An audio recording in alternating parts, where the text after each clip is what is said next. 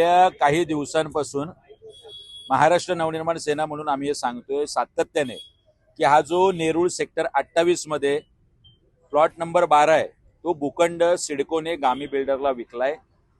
हा भूखंड मुळातच जो विकास आराखडा मंजूर केलेला आहे महापालिकेचा राज्य सरकारनेच होता, त्यानंतर या भूखंडाच्या विक्रीचं सिडकोला तसे कुठले अधिकार राहत नाही, पण 1500 कोटी रुपये मिळत आहेत तर आपल्या सिडकोच्या तिजोरीत आणि पर्यायाने अधिकारी आणि नेत्यांच्या तिजोरीत का जाऊ नये, यामागे हा शुद्ध हेतू लपलाय की काय अशी शंका घ्यायला जागा आहे।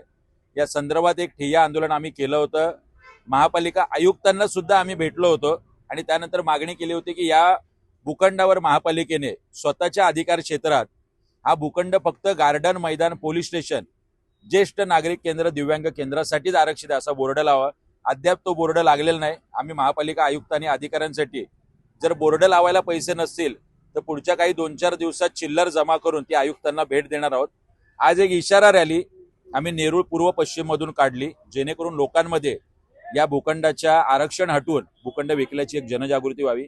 मोठ्या संख्येने बाईक असतील, 4 व्हीलर असतील, सर्वसामान्य नागरिक सुद्धा, अनेक तरुण मुलं ज्यांचं वयोगट अजून 18 नाहीये ती तरुण मुलं सुद्धा सहभागी होती।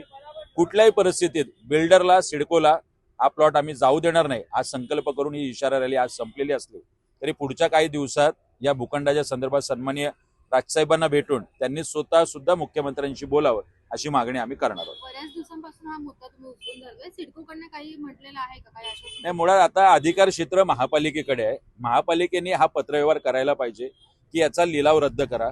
सिडको असेल किंवा महापालिकेचे आयुक्त सगळे दोघे मला वाटतं नागपूरच्या अधिवेशनात गुंग आहेत, त्यामुळे पुढच्या काही 2-3 दिवसात आम्ही जशी आयुक्तांची भेट घेतली तसे सिडको एमडीची सुद्धा भेट घेऊन ही मागणी करणार आहोत। पुढची भूमिका काय असेल?